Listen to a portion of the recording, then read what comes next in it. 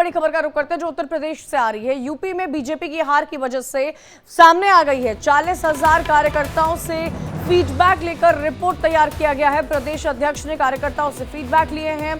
भूपेंद्र चौधरी ने आलाकमान को 15 पेज की ये रिपोर्ट जो है वो सौंपी है। देखिए, बड़ी खबर आपको बता रहे हैं इस वक्त उत्तर प्रदेश से आ रही है। क्या वजह रही यूपी में बीजेपी की इस हार की, इसको लेकर रिपोर्ट तैयार की जा चुकी है। कार्यकर्ताओं से फीडबैक लिया जा चुका है। 40,000 कार्यकर्ताओं से फीडबैक, 15 पन्ने की ये रिपोर्ट बनाई गई है। अखंड प्रताप शाही हमारे साथ इस खबर पर बने हुए हैं। अखंड, बहुत बड़ी ये न्यूज है और दिलचस्प न्यूज है, क्योंकि सिर्फ उत्तर प्रदेश या भाजपा को ही नहीं, मुझे लगता है तमाम पत्रकारों को, देश की जनता को इस बात का इंतजार है कि क्या निकला है इस रिपोर्ट में, कार्यकर्ताओं ने क्या कहा है, क्या वजह रही भाजपा की यूपी में इतनी बड़ी हार की। देखिए, जो रिपोर्ट तैयार की गई है उस रिपोर्ट में बताया जा रहा है कि ये इंटरनल रिपोर्ट एक तो तैयार की गई जो तमाम ज़िलों में कमेटी बना के जो भेजी गई थी कि जांच कमेटी होगी, लोगों से बातचीत करके वो ब्यौरा जुटाएगी। ये 25 जून तक इसकी लास्ट डेट थी, तो वो रिपोर्ट पहले मंगाई गई, फिर उसका उसकी समीक्षा करते हुए एक इंटरनल रिपोर्ट बनाई गई। जो इंटरनल रिपोर्ट तकरीबन 15 पन्ने की है और ये 15 पन्नों की रिपोर्ट जिनमें 40,000 कार्यकर्ताओं से बात करने की बात कही जा रही है, उनका फीडबैक लिया गया है। और फीडबैक लेने के बाद फिर इसे प्रधानमंत्री और गृह मंत्री अमित शाह और जेपी नड्डा को इसे सौंपे जाने की बात कही जा रही है। कल भूपेंद्र चौधरी दिल्ली में ही थे और उनकी मुलाकात भी जेपी नड्डा से भी हुई, गृह मंत्री अमित शाह से हुई, प्रधानमंत्री से मिलने की बात कही जा रही। तो ये सारी चीज़ें जो रिपोर्ट उन्होंने सौंपी है, उस रिपोर्ट में ये बताया जा रहा है कि ये कुछ बड़ी वजहें हैं जिनको लेकर सरकार के अधिकारियों की मनमानी का आरोप उसमें लगाया गया है तमाम कार्यकर्ताओं की तरफ से। इसके अलावा जो प्रशासन की मनमानी है, सरकार के प्रति कार्यकर्ताओं का एक असंतोष भी उसमें एक कारण बताया गया है, जैसा कि सूत्रों के हवाले से मिल रही जानकारी है। इसके अलावा जो इंटरनल रिपोर्ट है उसमें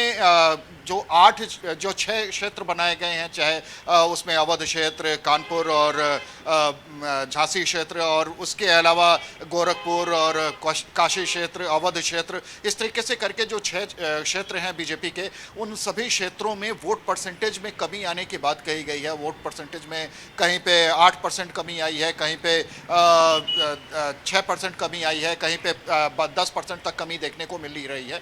तो ये सारी चीज़ें तो हैं ही। इसके अलावा जो सीटें थी, उन सीटों में प्रत्याशियों के प्रति भी कुछ असंतोष की बातें कही जा रही हैं। बिल्कुल अखंड, ये आपने जो कैंडिडेट्स का जिक्र किया है अखंड, ये चुनाव से पहले ही लगातार इस पर चर्चा हो रही थी, क्योंकि भाजपा और जो प्रत्याशी है, जनता उन प्रत्याशियों से खुश नहीं है। कैंडिडेचर को लेकर कई सारे सवाल किए जा रहे थे।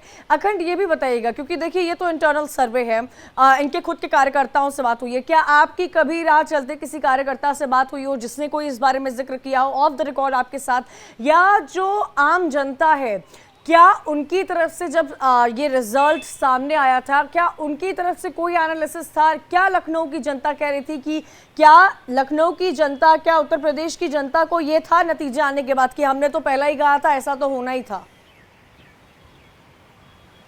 देखिए, नाराजगी की बात तो चुनाव के शुरू होने के पहले से ही तमाम जगहों पे आने लगी थी। प्रत्याशियों के चयन को लेके ही जब प्रत्याशी रिपीट किए जाने लगे तो बड़ा आश्चर्य होने लगा सभी को, और बिल्कुल बीजेपी ने अति आत्मविश्वास दिखाते हुए जिस तरीके से तमाम प्रत्याशियों को रिपीट किया था, जिनमें से ज़्यादातर 40 प्रत्याशियों के आसपास खुद सरकार ने एक इंटरनल रिपोर्ट तैयार करके भेजा था केंद्रीय नेतृत्व को, और कहा था योगी सरकार ने कि इन्हें प्रत्याशी बदले जाने चाहिए इन इलाकों में। अगर ये प्रत्याशी नहीं बदले जाते हैं तो जो असंतोष है, जो नाराजगी है कार्यकर्ताओं की, वो भारी पड़ जाएगी।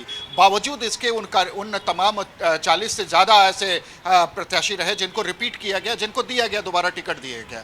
एक नाराजगी ये, दूसरी ये संवादहीनता की स्थिति जो लगातार बनी रही थी, इसको लेके भी तमाम कार्यकर्ता, तमाम बीजेपी के नेता, हालांकि वो कैमरे के सामने बोलने से औपचारिक रूप से वो डरते रहे, वो बचते रहे, लेकिन वो ये जरूर था कि खुल के जब भी ऑफ कैम बात होती थी तो वो खुल के अपनी बात रखते थे और कहते थे कि बहुत सारी दिक्कतें हैं, कार्यकर्ताओं की नहीं सुनी जाती, जो नेतृत्व है वो केवल ये चाहता है कि उनके ऊपर मामला थोप दिया जाए, उनसे न कोई संवाद किया जाता है, न उनका हाल चाल लिया जाता है। संवाद को लेकर मैं आपसे एक और सवाल करूंगी, क्योंकि संवाद बड़ा मसला है। संवाद से कहा जाता है, संवाद से कई बड़ी बड़ी युद्ध हल हो जाते हैं संवाद से। ऐसा क्या कारण रहा, इसका भी एनालिसिस आपसे लेंगे, लेकिन उससे पहले एक छोटे से ग्राफिक्स अपने व्यूअर्स को दिखा देते हैं। आपको इन ग्राफिक्स के जरिए समझिए जिस बात का जिक्र अखंड लगातार कर रहे हैं कि आखिर यूपी में बीजेपी की हार की वजह क्या रही है। सरकारी नौकरियों के पेपर लीक होना, पेपर लीक उत्तर प्रदेश में बहुत बड़ा मसला है। अधिकारियों प्रशासन की मनमानी होना, हर लेवल पर हर कोई अपनी मनमानी, खासतौर पर ब्यूरोक्रेसी की बात की जाए तो वो अपनी मनमानी करते हुए सरकार के प्रति जो कार्यकर्ता है, जो ग्राउंड लेवल पर काम करते हैं कार्यकर्ता, उनमें असंतोष था, नाराजगी थी। और वही नाराजगी का नतीजा रहा, राजपूत समाज की पार्टी से अच्छी खासी नाराजगी थी। प्रत्याशियों को लेकर लगातार चर्चा हो रही थी। संविदा भर्ती में सामान्य वर्ग को प्राथमिकता देना, ये भी एक बड़ा मसला बना था। उन रिपोर्ट्स में क्या क्या बात है, कुछ जो हो सकती है उसका जिक्र भी हम कर रहे हैं। चुनाव में अग्निवीर एक बहुत बड़ा मुद्दा बना, क्योंकि चुनाव से पहले अग्निवीर स्कीम को लॉन्च किया गया था। काफ़ी स्कीम ने सुर्खियां बटोरी थी, ऑपोजिशन ने भी स्कीम को लेकर तरह तरह की बातें की थी। इस स्कीम ने अपना जो है, क्या खुशी है क्या खुशी नहीं है, वो वोट के तौर पर दिखाया है। 6th और 7th फेज में कार्यकर्ताओं के जुनून में कमी आ गई थी। जिस तरह से कार्यकर्ता ग्राउंड पर लगे रहते हैं, डोर टू डोर कैंपेनिंग होती है, वो एंड के जो दो करीब फेजेस थे उसमें नहीं देखने को मिला था। 80% यादव ने वोट ही नहीं दिया है, तो यादव का वोट हो या मुस्लिम का वोट हो, वो समाजवादी पार्टी को गया था। और एमवाई फैक्टर जिसको लेकर हमेशा समाजवादी पार्टी चर्चित रही है, तो ये तमाम वजह आपको बता रहे हैं। इन वजहों को देखिए, इन वजहों को समझिए, और सरकार को भी समझना चाहिए, सरकार को आकलन करना चाहिए, क्योंकि यूपी सबसे बड़ा प्रदेश एक तरह से, जहाँ के 80 लोकसभा सीटें हैं, वहाँ पर क्यों ऐसे नतीजे आए, इसको लेकर लगातार मंथन हुआ। ये 4 अहम तस्वीरें आपको दिखा रहे हैं। कार्यकर्ताओं से फीडबैक लिया गया है, जो वो कार्यकर्ता जो जमीन पर जुड़े रहते हैं, जो जनता से मिलते हैं, जो बातचीत करते हैं, और क्या वजह रही है, इन तमाम चीजों को लेकर बात की गई, रिपोर्ट तैयार कर ली गई। अखंड संवाद का आप जिक्र कर रहे थे। अखंड, क्या कहा जाए कि अगर उत्तर प्रदेश की पॉलिटिक्स को देखा जाए तो ये क्या कहा जाए कि सरकार में बैठे लोग, उत्तर प्रदेश में मुख्यमंत्री योगी आदित्यनाथ और कार्यकर्ताओं के बीच में एक बड़ा गैप था। क्या उस गैप को सरकार में बैठे लोग, कुछ ब्यूरोक्रेसी भी, क्या उसको फिल नहीं कर पाए, क्या उसको ब्रिज नहीं कर पाए? देखिए, एक तो ये नाराजगी तो इस वजह से रही ही कि एक संवादहीनता की स्थिति बनी थी। तमाम कार्यकर्ताओं का ये आरोप है कि अधिकारी उनकी बात नहीं सुनते।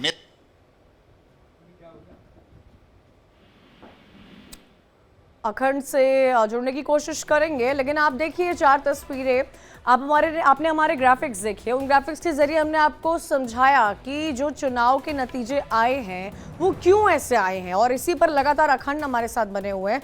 अखंड, बताइए, संवाद क्या संवाद में कमी रह गई थी, क्या हायरार्की में और आम जनता में, और क्या कार्यकर्ता सरकार तक अपनी बात नहीं रख पा रहे थे, क्या इतना गैप बढ़ गया था? देखिए, सरकार से सीधे कार्यकर्ता तो नहीं जुड़ता है। कार्यकर्ताओं को काम मिलता है प्रशासन के जरिए। जो कार्यकर्ताओं की बातचीत होती है, ज़्यादातर संगठन और कार्यकर्ता जो प्रशासन है उसके बीच में बातचीत होती है, और यही सरकार को तक मैसेज पहुंचाने का काम भी करते हैं। तो ऐसे में तमाम अधिकारियों के साथ जो फीडबैक रहा वो बड़ा ही गलत रहा, बड़ा ही खराब तरीके से रहा। तमाम जो जनप्रतिनिधि हैं उनका भी जो, चाहे वो विधायक हों चाहे वो सांसद हों, उनकी जो लगातार जनता के बीच में मौजूदगी नहीं रहना, अपनी खुद मुख्तारी दिखाना, तो ये सारी चीज़ें थी जो ज़्यादातर उनकी शिकायत अपने जनप्रतिनिधियों से थी, अधिकारियों से थी। और यही वजह है कि जब चुनाव आया तो जब रिपीट किए गए, ये सारे प्रत्याशी रिपीट किए गए, ज़्यादातर उनमें से 40 से ज़्यादा, तो उनकी नाराज़गी और ज़्यादा बढ़ गई।